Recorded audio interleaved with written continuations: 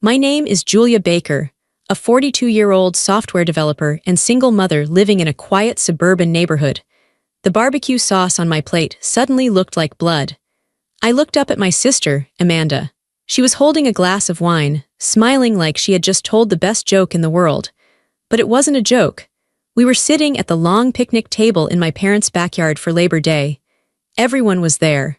My 15-year-old son, Alex, sat next to me. He was looking down at his paper plate, trying to make himself invisible. Amanda pointed her fork right at him. Her voice was loud enough for the neighbors to hear. "Oh, come on, Julia," she said, waving her hand dismissively. "Let's be real. Alex is always going to be special. He's limited. A kid like that is always going to need help just to get through the day." Then she laughed. It was a cruel, sharp sound. I waited. I waited for my mother to say something. I waited for my father to tell her to stop, but nobody said a word. My mother just took a sip of her iced tea. My brother-in-law looked away, studying the fence. I felt Alex stiffen beside me. I saw his face turn bright red. I saw him fighting back tears. He was too old to cry in public. He dropped his fork. The plastic clatter echoed in the terrible silence. That was the moment everything changed. I didn't scream. I didn't flip the table. I just went completely still. I looked at my sister, who was living a rich life that I secretly paid for, and I realized I was finally done. But before I tell you how everything flipped, like and subscribe, drop a comment. Where are you watching from? My name is Julia Baker, a 42-year-old software developer. I sat there at the picnic table, staring at the condensation dripping down the side of my glass. The silence around us was heavy, but inside my head it was loud. It was like a replay of the last 20 years was flashing before my eyes. This wasn't new. That was the worst part about it. Amanda's cruelty wasn't a surprise. It was a habit. It was a language she had been speaking to me for as long as I could remember. I looked at my sister.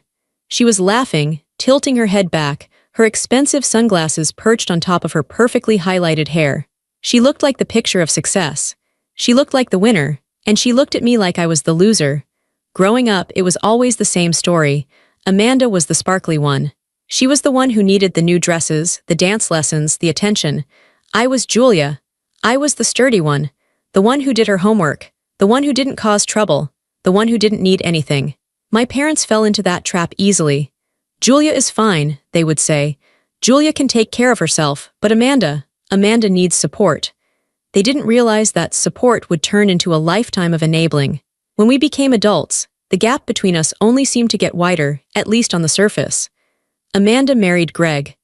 Greg was a nice guy, handsome, with a job in sales that sounded important but relied heavily on commission. They bought a big house in a subdivision that was just a little too expensive for them. They joined the country club because connections matter. They leased luxury cars because image is everything. I took a different path. I went into software development. I kept my head down. I lived in a small apartment for years, saving every penny. I started my own consulting firm when I was 28. I worked 18-hour days. I built something real. I made a lot of money, a quiet, substantial amount of money, but nobody in my family really understood what I did. To them, I was just working on computers. It sounded boring. It sounded small. Then Alex was born. When Alex was diagnosed with autism at age 3, the dynamic in our family locked into concrete. Suddenly, I wasn't just the boring sister. I was the unlucky one. I was the one to be pitied. I remember the first time I told Amanda about the diagnosis. I was terrifyingly vulnerable. I was a single mom by then, Alex's father having left when the going got tough. I needed my sister. "Oh, Julia," she had said, her voice dripping with a fake sugary sweetness. "I am so sorry, that's just devastating. I can't imagine having a child who isn't, all there. It must be so hard for you." She didn't offer to babysit. She didn't ask what she could do. She just placed herself above me. She had normal children. I had a problem. Over the years, the disrespect became a pattern. It was subtle at first, then it became blatant. At Christmas, she would compare our kids constantly. "My Connor just made the varsity football team," she would announce while opening gifts. Then she would turn to me, eyes wide with false sympathy. "And how is Alex doing? Is he still playing with those? What are they, Legos, at his age?" "He likes engineering," I would say quietly. "He builds complex structures." "Right," she would smirk. "Legos, whatever keeps him occupied, I guess." She treated Alex like he was a broken toy. She spoke to him in a loud, slow voice like he was deaf or stupid. She never tried to understand him. She never saw his brilliance. She only saw what he couldn't do. And while she was putting me down, she was taking my money. That was the secret that burned in my stomach as I sat at that barbecue. The financial truth was a twisted knot that bound us together. It started 5 years ago. My father had a health scare, and my parents' retirement savings took a hit. They were worried about Amanda. Amanda and Greg were drowning in debt. They were living a lifestyle they couldn't afford, trying to keep up appearances at the country club and the private school. My mother had come to me, crying in my kitchen. "Julia, you have to help," she begged. "Amanda is going to lose the house. The kids, they'll have to leave their school, it would destroy them. You know how sensitive Amanda is. She can't handle that kind of failure. You're doing so well, you have so much. Can't you just help a little?" I loved my niece and nephews. I didn't want them to suffer because their parents were irresponsible. So I agreed. But I made a mistake. I didn't just give them a loan. I stepped in and fixed it. I started paying the tuition for Amanda's 3 children at St. Augustine Academy. It was an elite private school. The bill was astronomical. I paid it directly to the school so Amanda wouldn't have to worry about the logistics. Then, it was the allowance. My mother suggested it. Just to help them with groceries and gas until Greg's commission picks up. I set up a standing transfer, $5,000 a month, every single month, for 3 years. Then it was the country club. "It's good for business," Amanda had argued to our parents. "Greg meets clients there." But they couldn't pay the dues, so I paid them. I put it on my credit card as an automatic payment. I was funding her entire life. I was paying for the very status she used to look down on me. I drove a 5-year-old sedan. I lived in a modest house in a quiet neighborhood. I didn't wear designer labels. To look at us, you would think Amanda was the rich one and I was struggling. And she believed it. That was the craziest part. She had convinced herself that she deserved this money. She never said thank you, not once. In her mind, the money coming from me was just natural resources, like water from a tap. She actually thought she was better than me. I remembered a lunch we had 6 months ago. I paid, of course. Amanda was complaining about the service. "You really should dress up more, Julia," she had said, picking at her salad. "You look so tired, and that sweater, it looks like something Mom would wear. You need to put yourself out there. Maybe if you tried harder, you could find a husband like Greg, someone to take care of you." I almost choked on my water. I was literally paying for the salad she was eating. I was paying for the highlights in her hair. I was paying for the gas in the Range Rover she drove to the restaurant. And she was telling me I needed a man to take care of me, but I didn't say anything. I just nodded and took the check. Why did I do it? Why did I let it go on for so long? I told myself it was for the kids. I told myself it was to keep the peace for Mom and Dad. But sitting there at the barbecue, watching Alex stare at his shoes, I realized the truth. I did it because I was trying to buy their love. I thought if I was useful enough, if I gave enough, eventually they would respect me. Eventually they would see me. But they didn't see me. They only saw a checkbook. And they didn't see Alex at all. They saw a mistake. The heat of the afternoon sun felt suffocating. I looked around the table. My mother was chatting with Greg about golf. She was ignoring the insult Amanda had just hurled at my son. She was choosing peace over protection. She was choosing Amanda, just like she always did. I looked at my bank app on my phone under the table. I saw the pending transfer scheduled for the 1st of the month. $5,000. Destination, Amanda's checking. I felt a cold hardness settle in my chest. It wasn't rage. Rage is hot and messy. This was ice. This was clarity. They thought I was weak. They thought I was the doormat. They thought I was the single mom with the autistic kid who needed their pity and their social approval. They had no idea that I held the keys to their entire kingdom. The barbecue continued. The air smelled of charcoal and grilled meat, a smell that usually made me happy, but today it made my stomach turn. Amanda wasn't done. She had tasted blood with that first comment, and since nobody had stopped her, she wanted more. She was holding court at the end of the table. "I'm just saying," Amanda continued, her voice projecting like she was on a stage. "We have to be realistic about the future. It's not fair to give false hope." She looked directly at me again. "Julia, have you looked into group homes? For when he's older." The chatter at the table died down again. This was a line. Even my father looked uncomfortable. He cleared his throat. "Amanda, let's not talk about this now. Why not? Amanda shrugged, taking a bite of a deviled egg. We're family. We should be able to talk about the hard stuff. I'm just worried about Julia. She's going to be burdened with him forever. He's never going to live independently. He's never going to have a real job. He's never going to get married. It's a life sentence. A life sentence. She called my son a life sentence. Next to me, Alex stood up. He moved abruptly, his knee hitting the table leg. The lemonade in his cup sloshed over the rim. I need to go to the bathroom, he mumbled. He didn't look at anyone. He just turned and walked fast toward the back door of my parents' house. His shoulders were hunched up around his ears. He walked with that stiff, rapid gait he used when he was trying to hold himself together. I watched him go. My heart broke into 1,000 sharp pieces. He's so sensitive, Amanda sighed, rolling her eyes. You coddle him, Julia, that's the problem. He needs to toughen up. The world isn't going to be nice to him. You're the one not being nice to him, I said. My voice sounded strange to my own ears. It was very low, very steady. Amanda laughed. I'm the only one being honest. Everyone else tiptoes around it. I'm just saying what everyone thinks. I stood up. Excuse me. I walked away from the table. I didn't run. I walked calmly toward the house. I could feel their eyes on my back. I could hear Amanda muttering something about me being dramatic. I went inside the cool, dark house. I walked down the hallway to the guest room where Alex usually went to hide during family gatherings. The door was closed. I knocked softly. Alex, honey, it's Mom. There was no answer. I opened the door.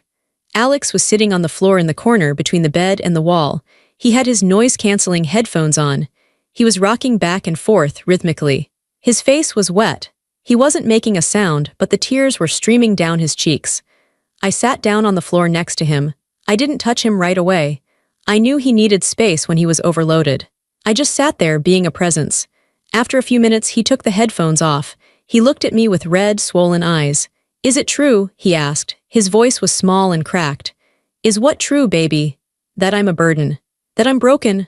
I felt a physical pain in my chest, sharp and agonizing. No, Alex, you are not a burden. You are the best thing that ever happened to me. You are smart and kind and brilliant. Aunt Amanda says I'm limited, he said, staring at the carpet. She says I'll never do anything real. Aunt Amanda is wrong, I said firmly. She doesn't know you. She doesn't know about the coding competition. She doesn't know that you built a whole server by yourself. She doesn't see you. She laughs at me, he whispered. They all laugh, that was it. That was the moment the last thread of obligation snapped. I looked at my son. I saw the pain that my family, my own flesh and blood, had inflicted on him. They did it casually. They did it for sport. They did it while eating food I paid for in a lifestyle I subsidized. I had spent years trying to be the good sister and the good daughter. I had swallowed my pride. I had written the checks. I had smoothed things over. I thought I was keeping the family together, but I wasn't keeping the family together. I was financing my own abuse. I was paying them to hurt my son. I wasn't just a victim anymore. I was an accomplice. By giving them money, I was giving them the power to stand over us. I was validating their delusion that they were superior. I wiped a tear from Alex's cheek. Listen to me, Alex, I said. This is the last time, I promise you. This is the last time anyone in this family ever makes you feel like this. He looked at me, confused. Do we have to leave? No, I said, a cold calm washed over me. We don't have to leave. We are going to finish the barbecue, but things are going to be different. How? Because I'm done helping them, I said.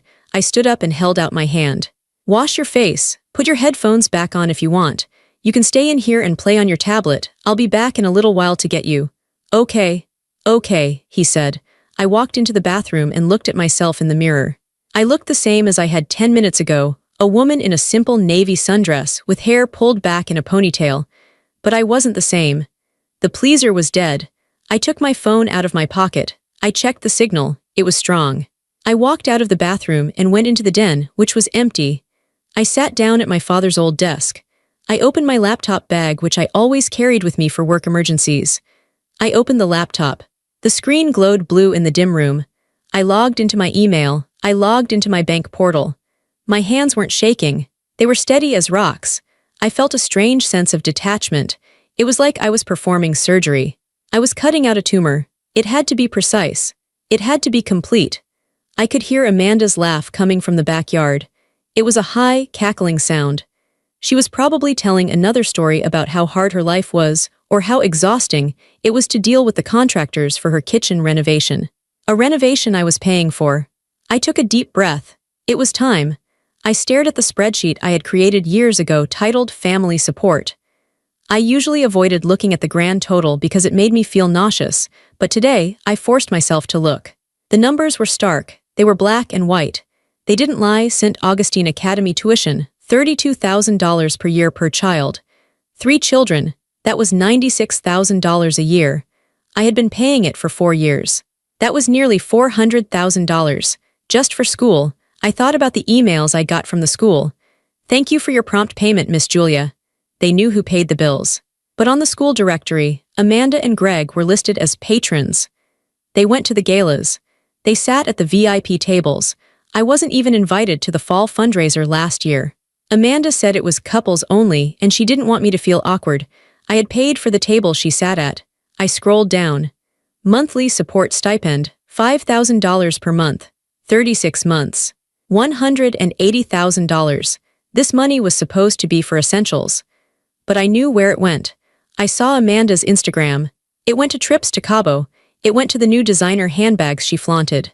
It went to the Botox and the spa days. She called it self-care. I called it theft by guilt. She had told me once, Julia, money just isn't that important to you. You're a simple person. You don't need things like I do. I'm an aesthetic person. I need beauty around me to function. I had nodded then, feeling vaguely ashamed of my simplicity. Now, reading those numbers, I realized how manipulative that statement was. She had framed my financial responsibility as a lack of taste, and her greed as a refined sensitivity. I scrolled further. Country club membership, $15,000 initiation fee, $800 monthly dues. Bar tabs and dining minimums, average $500 a month. I looked at the latest charge on my credit card statement. Oak Haven Country Club, $450. That was from last weekend. They had gone to the Sunday brunch. I wasn't invited to that either. I had been keeping a secret ledger of my own exploitation. And the worst part was, I had kept it secret to protect their pride. I never told Greg that I was paying the tuition. Amanda made me promise. Greg is so proud, she had said. If he knew his sister-in-law was paying for the kids' school, it would crush him. Please, Julia. Let him think I'm handling it with my inheritance from Grandma. Grandma left us $5,000 each. That was gone in a week. So Greg walked around thinking he was providing this lavish life. He strutted around the barbecue, talking about the market and his investments. He was living in a fantasy world constructed entirely on my bank account. And my parents, they knew about the tuition. They knew about the monthly help. But they chose to forget it. It was inconvenient for them to acknowledge that their golden child was a financial failure and their boring daughter was the savior. If they acknowledged it, they would have to treat me with respect, and that would upset the family order. The total at the bottom of the spreadsheet was staggering. Over the last 5 years, I had given my sister nearly $750,000. $750,000. I could have bought a bigger house. I could have set up a trust fund for Alex. I could have retired early. Instead, I bought Amanda a fake life. And in return, she mocked my son. She told him he was broken. She told the world he was worthless. The transaction was over. The account was closed. I felt a surge of adrenaline. It wasn't fear, it was power. For years, I felt like I had no voice in this family. But I had the loudest voice of all. I just hadn't used it. Money is a language, and I was about to scream. I opened a new email draft. Recipient, Admissions Office, St. Augustine Academy CC, Bursar's Office Subject. Termination of tuition sponsorship. The Miller children. I typed quickly. My fingers flew across the keys. I didn't need to draft or edit. The words were ready.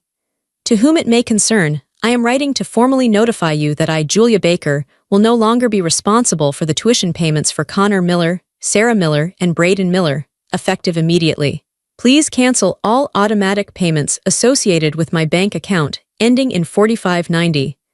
Do not process the upcoming semester's tuition, which is scheduled for withdrawal on Monday.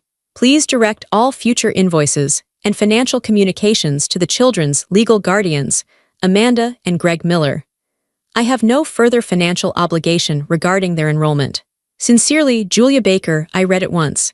It was cold, it was professional, it was final. I hovered my mouse over the send button. If I sent this, the fallout would be nuclear. The kids would likely be kicked out within the month if Amanda and Greg couldn't pay. And I knew they couldn't pay. They didn't have $32,000. They probably didn't have $3,000. I thought about my nephew Connor. He was a nice kid, though he was starting to act entitled like his mother. Was it fair to punish him? Then I heard Amanda's voice drifting from the open window again. It's just hard to relate to Julia, she was saying. She's just so bitter. I think she's jealous of my life, honestly. She sees how happy we are, how normal our family is, and it eats her up. Jealous. She thought I was jealous. I clicked send. The little whoosh sound of the email sending was the most satisfying sound I had ever heard. I wasn't done. I opened my banking app. I went to scheduled transfers. I selected Amanda monthly support $5,000. I clicked cancel series. Are you sure? The app asked. Yes, deleted. I went to my credit card portal. I selected authorized users. I found Amanda Miller and Greg Miller. I clicked remove user. Card canceled immediately. I went to the Oak Haven Country Club website. I logged into the member portal using the login I paid for but never used. I went to billing. I removed my credit card information. I replaced it with the billing address for Amanda's house, leaving the payment field blank. They would get a bill in the mail next month. A bill they couldn't pay. It took me 12 minutes. In 12 minutes, I dismantled the entire infrastructure of Amanda's life. I closed the laptop.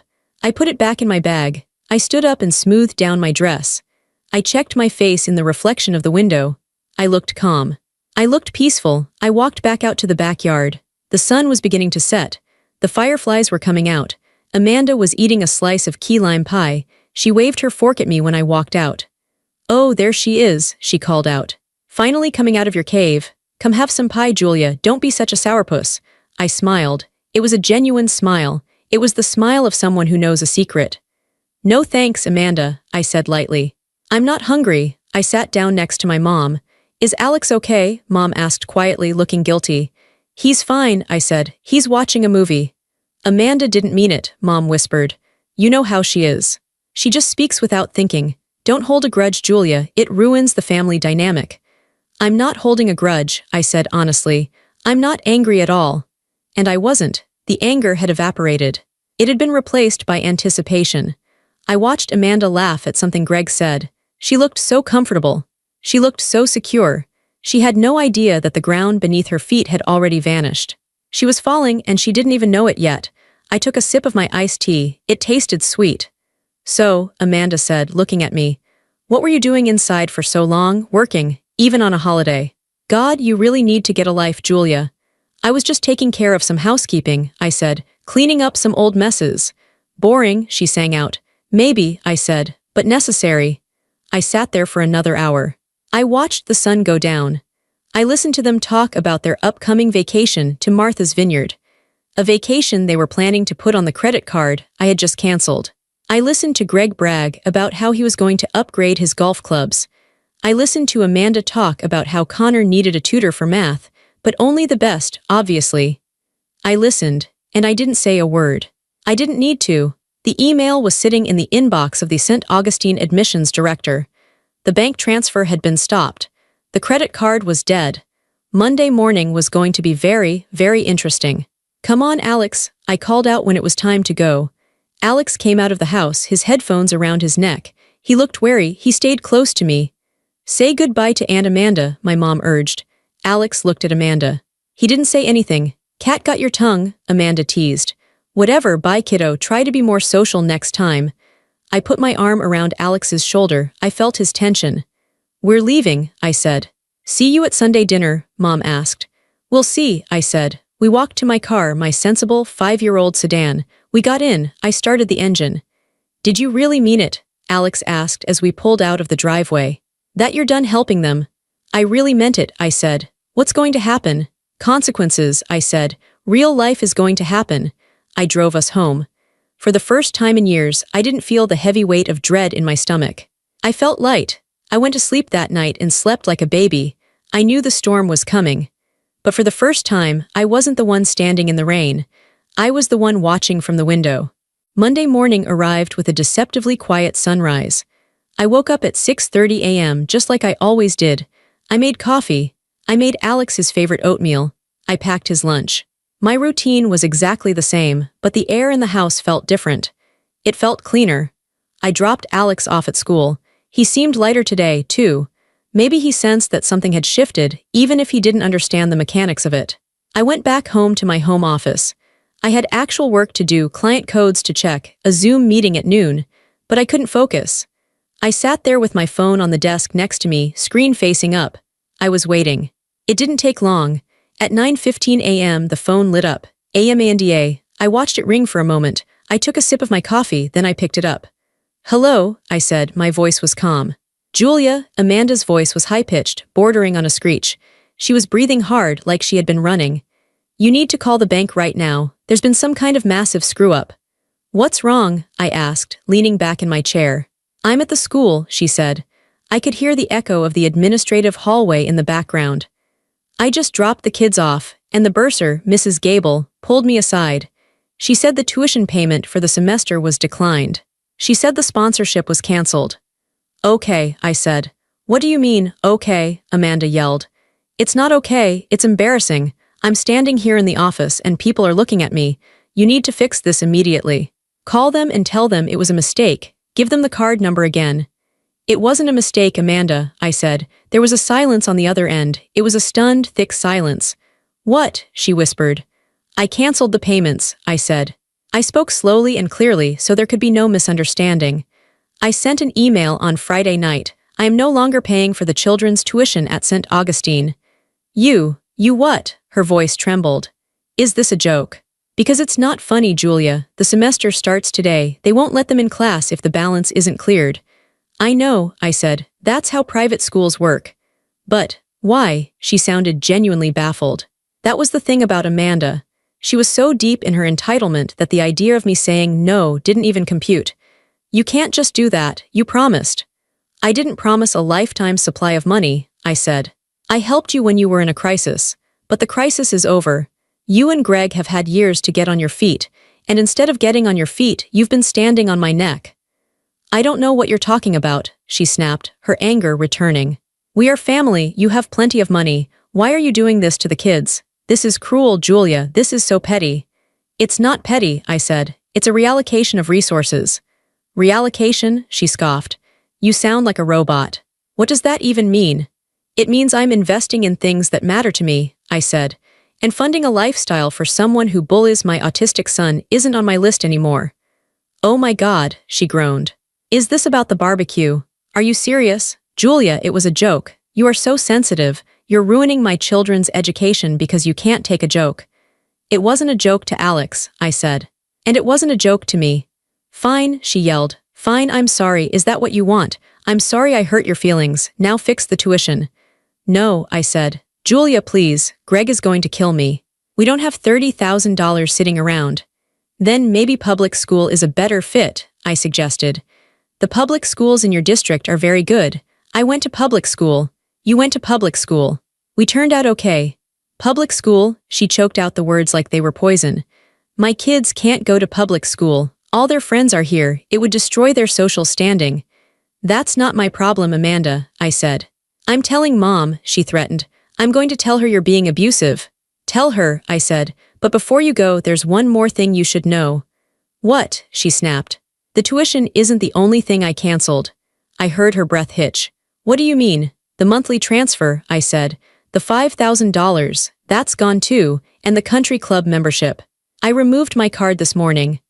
I heard a sound that sounded like a phone dropping or maybe a purse hitting the floor. "You can't," she whimpered. "Julia, you can't do that. That's our grocery money. That's the car payments. That's everything." "You and Greg are both adults," I said. "Greg has a job, you can get a job, you have options, but my bank account is closed." "You are destroying us," she screamed. "You are jealous, vindictive trash. I hate you. Do you hear me? I hate you." "I heard you loud and clear at the barbecue," I said. "Goodbye, Amanda." I hung up the phone. My hand was shaking slightly, but not from fear. It was from the adrenaline release. It was done. I had finally said the words. I sat there in the silence of my office. I expected to feel guilty. I had been trained since childhood to feel guilty whenever Amanda was upset.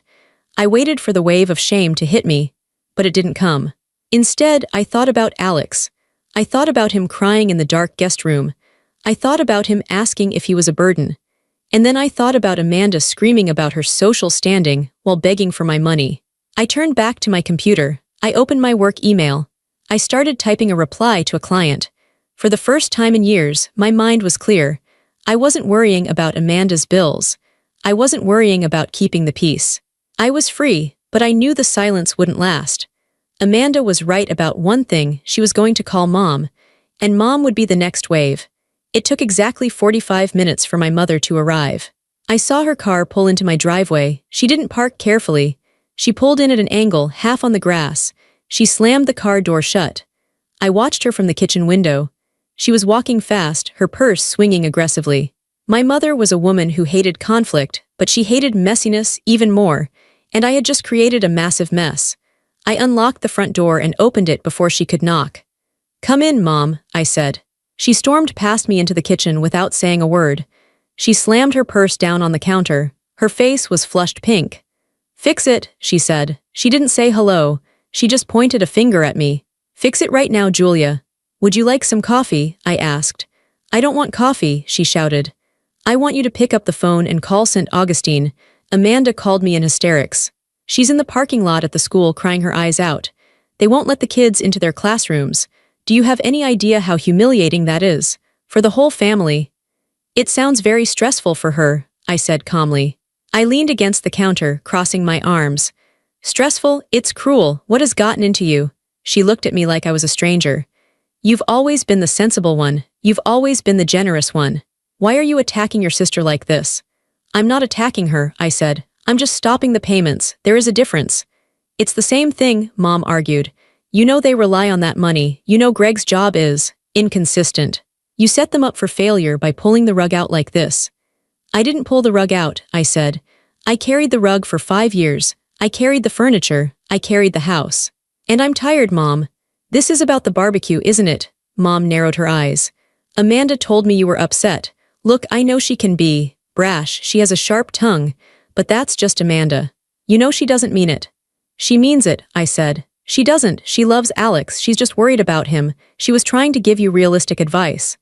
"Realistic advice?" I laughed. It was a dry, humorless sound. "Calling my son a life sentence is advice. Mocking him in front of strangers is love." "She didn't mean it like that." Mom dismissed it, waving her hand. "You are overreacting. You are punishing 3 innocent children, Connor, Sarah, and Brayden, because your feelings got hurt. That is selfish, Julia. It's incredibly selfish." I looked at my mother.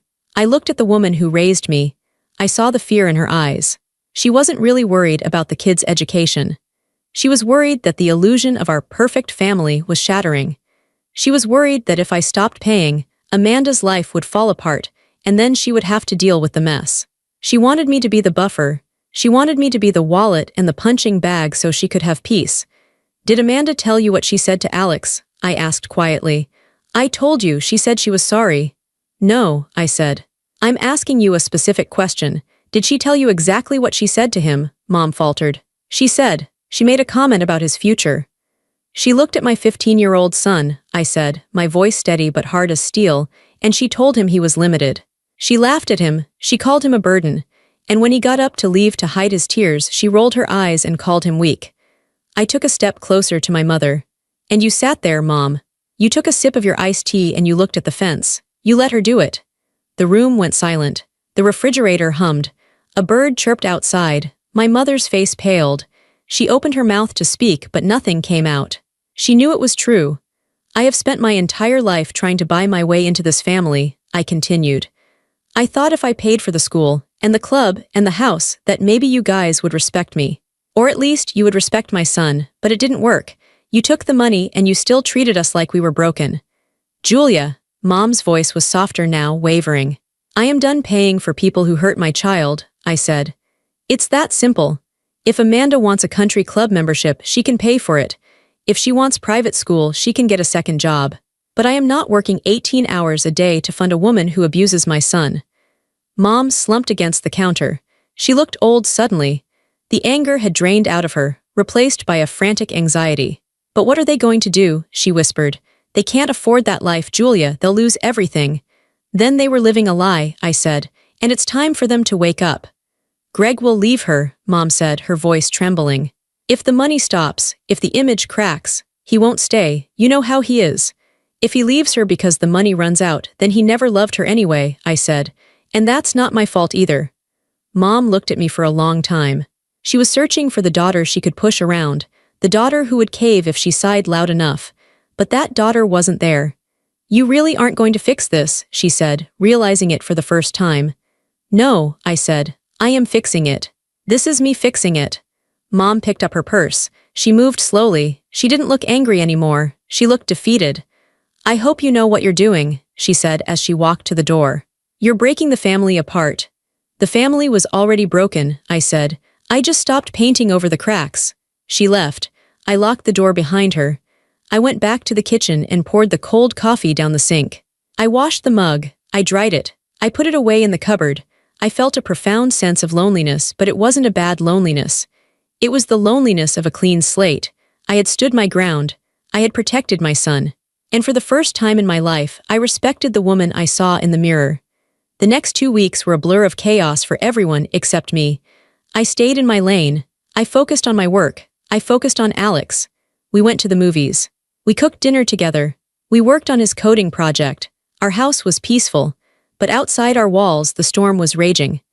I heard about it through the grapevine and from the few frantic text messages I received from my father, who was trying to mediate but failing. The consequences hit Amanda and Greg like a freight train. First, it was the school. St. Augustine didn't play games. When the tuition wasn't paid by Wednesday, the children were administratively withdrawn. Amanda tried to make a scene, tried to blame a banking error, but the school had my email. They knew the money wasn't coming. On Thursday, I saw Amanda's SUV in the parking lot of the local public middle school. She was wearing sunglasses and a hat, trying to hide. She had to enroll them. She had no choice. Rumors started flying around town. In our small suburban community, news travels fast. People were whispering, why did the Miller kids switch schools in the middle of the week? Did Greg lose his job? Did they go broke? Amanda, who had spent years curating an image of perfection, was suddenly the subject of pity and speculation. Then came the bills. Without my $5,000 monthly deposit, their bank account went into the red almost immediately. Their mortgage payment bounced. Their car lease payments were overdue. I learned later that Greg tried to keep the country club membership. He went there on Saturday to play golf, trying to pretend everything was normal. But when he tried to order drinks at the turn, the bartender quietly told him his account was suspended for non-payment and lack of a valid credit card. Greg had to walk back to the clubhouse in front of his golf buddies, pack up his bag, and leave. The humiliation must have been crushing. I ran into them once, about 10 days after the barbecue. It was at the grocery store. I was in the produce aisle picking out apples. I turned the corner and saw Amanda. She looked different. Her hair wasn't perfectly blown out. She was wearing yoga pants and a sweatshirt, not her usual casual chic designer wear. She looked tired. She had dark circles under her eyes. She saw me. She froze. I didn't run. I didn't hide. I just nodded at her. Hello, Amanda. She looked at my cart. She looked at me. For a second, I thought she was going to scream. I thought she was going to throw a jar of pasta sauce at me, but she didn't. Her shoulders slumped. She looked at the generic brand cereal in her own cart. You really did it, she said softly. Her voice sounded hollow. I did, I said. Greg is sleeping in the guest room, she said. It was an admission she clearly didn't want to make but couldn't hold in. He blamed me. He said I should have been nicer to you. He's right, I said simply. She flinched. We sold the Range Rover yesterday. We're down to 1 car. I'm sorry it's hard, I said, and I meant it. I didn't enjoy her suffering. I just refused to prevent it anymore. But you'll figure it out. You're smart, she laughed bitterly. I don't feel smart, I feel like a fool. Well, I said, that's a start. I pushed my cart past her. I didn't offer to pay for her groceries. I didn't offer to fix it. I just kept walking. Meanwhile, in my house, something beautiful was happening. Alex was thriving. Without the pressure of the family judging him, without the fear of the next barbecue or holiday dinner where he would be mocked, he was opening up. He had entered a regional coding competition for teenagers. He had been working on a program that used AI to help organize study notes for kids with ADHD. It was brilliant. The night of the competition, I sat in the auditorium of the local university. I watched my son walk onto the stage. He was wearing a button-down shirt I had ironed for him. He looked nervous, but he stood tall. He took the microphone, he didn't stutter, he explained his code, he demonstrated the interface. He answered questions from the judges, he was articulate, he was funny, he was confident. This was the boy my sister called limited. This was the boy she said would always need help. He didn't need help, he just needed to be seen. When they announced the winners, Alex took first place in his category. The crowd cheered. I stood up and clapped until my hands hurt. I was crying, but they were happy tears. We went out for pizza afterwards. Alex held his trophy on his lap in the booth. "Mom," he said, taking a bite of pepperoni pizza. Do you think Aunt Amanda knows about this?" "I don't know," I said. "I wish she knew," he said. "Not so I can be mean, but just so she knows I'm not stupid." "She knows you aren't stupid, Alex," I said. "She was just trying to make herself feel big by making you feel small. That's what bullies do." "I feel big now," he said, grinning. "You are big," I said. "You're huge." 2 weeks and 2 days after the barbecue, on a rainy Tuesday evening, my doorbell rang. I wasn't expecting anyone. I checked the peephole. It was Amanda. She was standing on the porch, holding a cheap umbrella that was turned inside out by the wind. She was soaking wet. I opened the door. "Can I come in?" she asked. Her voice was quiet. There was no arrogance in it, no demand, just a request. I stepped back. "Sure." She walked into the foyer. She dripped water onto the hardwood floor. She looked around my house like she had never seen it before. My house was small, but it was warm. It smelled like vanilla candles and dinner. It felt like a home. "I can get you a towel," I said. "No," she said. "I'm okay, I needed to talk to you." We went into the kitchen. I sat at the table. She sat opposite me. She didn't ask for coffee. She just clasped her hands together on the table. Her nails, usually perfectly manicured, were chipped. "We put the house on the market today," she said. I nodded. "I heard. We can't afford the mortgage," she said. "We're going to rent a townhouse over on the east side. It's smaller, much smaller." "The east side is nice," I said. "Yeah," she breathed out. She looked down at her hands. "Greg is staying." For now, we had a long talk. A really long talk. Without the money, without the distractions. We actually had to talk to each other. It was ugly, but it was real. She looked up at me. Her eyes were red-rimmed. "I wanted to hate you, Julia. For the first week, I just walked around cursing your name. I told everyone you were a monster." "I know," I said. "But then," she paused, swallowing hard. "Then I looked at my kids. Connor came home from the public school yesterday. He was crying because he didn't have the right shoes. He said the other kids made fun of him." She wiped a tear from her cheek. "And I realized, that's what I did to Alex. I realized that my son was feeling exactly what I made your son feel, and it broke my heart." I stayed silent. I let her speak. This was the first time in her life she was doing the emotional work. "I was jealous of you," she said. The words came out in a rush, like she had to vomit them up. "Jealous?" I asked, genuinely surprised. "Amanda, you had everything. You were the golden child." "I had the attention," she corrected. "But you had the independence. You had the career. You built something. I just married well and spent money. I never did anything myself. I felt so useless next to you. So I tried to make myself feel better by pretending I was above you. By pretending my kids were better than yours." She looked me in the eyes. "I targeted Alex because he was an easy target, and that makes me sick. I look at myself now and I see a bully. A grown woman bullying a child." She started to cry, not the fake, pretty crying she used to do to get her way with Dad. This was ugly, heaving sobbing. "I am so sorry, Julia. I am so sorry. I don't want the money back. I don't expect you to fix anything. I needed you to know that I know I was wrong." I watched her cry. I felt a softening in my chest. It wasn't total forgiveness, that would take time.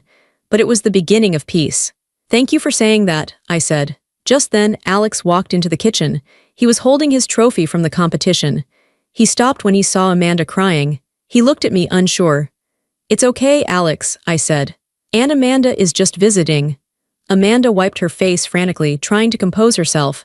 She turned to look at Alex. She saw the trophy. "What's that?" she asked, her voice thick. Alex hesitated. He held the trophy a little tighter. "I won a coding competition, first place." Amanda looked at the trophy. Then she looked at Alex, really looked at him. "You won?" she asked. "Yeah," Alex said. "I built a study aid app." Amanda nodded slowly. That's amazing, Alex. I didn't know you could do that." "I've been doing it for a long time," Alex said. "I know," Amanda whispered. I wasn't looking. I'm sorry I wasn't looking. She stood up. She looked at him with a strange expression, respect. Congratulations, she said. You must be very smart. I am, Alex said. Amanda let out a wet, shaky laugh. Yeah, you are, she turned back to me. I should go, I have to go pack boxes. Okay, I said. I walked her to the door. The rain was still falling. Julia, she said, turning back on the porch. Yeah, maybe, when we get settled in the new place, maybe we could try again, just dinner, pizza, nothing fancy. I looked at my sister. She was stripped of her luxury, her pretense, and her pride. She looked more like my sister now than she had in 20 years. Maybe, I said. Give it some time, but maybe, she nodded. She opened her broken umbrella and walked out into the rain. 6 months have passed since the barbecue. Life is very different now. The silence at the family gatherings is gone, but so is the tension. We had Thanksgiving at my house this year. It was the first time I ever hosted. Usually, it was at Mom and Dad's or at Amanda's big house. But Amanda lives in a townhouse now, and Mom and Dad are getting older. So I offered. The dynamic has shifted. I am no longer the quiet background character. I am the head of the table. Amanda and Greg came. They brought a store-bought pie because they didn't have time to bake. Greg is driving a used Honda. Amanda is working as a receptionist at a dental office. She hates it, but she does it. She's tired, but she seems more grounded. They didn't talk about country clubs or vacations. They talked about work. They talked about the kids' grades. When we sat down to eat, there was a moment of awkwardness. Everyone remembered the last time we were all around a table. Then Alex spoke up. I can say grace, he said. Everyone looked at him. In the past, Amanda would have rolled her eyes or interrupted. Today, she just folded her hands and bowed her head. Thank you for this food, Alex said clearly. Thank you for my mom. And thank you that we are all here together. Amen, everyone said. After dinner, we sat in the living room. Alex brought out his laptop. He wanted to show everyone his latest project. He was building a website for a local animal shelter. He hooked it up to the TV. Look, he said, pointing to the screen. If you click here, it shows the dogs that need adoption. My father put on his glasses. That's incredible, son. You made this? All by himself, I said, sipping my wine. Amanda was sitting on the floor. She leaned forward. How do you make the pictures move like that? She asked. It was a genuine question. Alex's face lit up. He started explaining the code, using words like Java and CSS. Amanda didn't understand half of it, but she listened. She nodded. She asked follow-up questions. I watched them. I watched my sister treating my son like a human being, like an equal. I realized then that the money I stopped giving them was never the help they needed. The real help was letting them fall. By taking away the safety net, I forced them to stand on their own feet. And by standing on their own feet, they learned how to look people in the eye instead of looking down on them. The road isn't perfect. We still have moments. Mom still sighs about how small Amanda's new house is. Amanda still has days where she's bitter about her lost status. But the abuse is gone. The disrespect is gone. I looked around my living room. I saw my family, imperfect, messy, but finally real.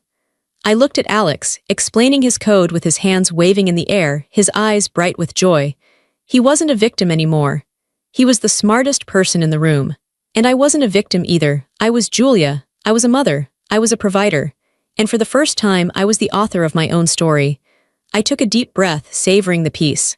It had cost me a lot of money over the years to learn this lesson, but the refund, the self-respect I got back, was worth every penny.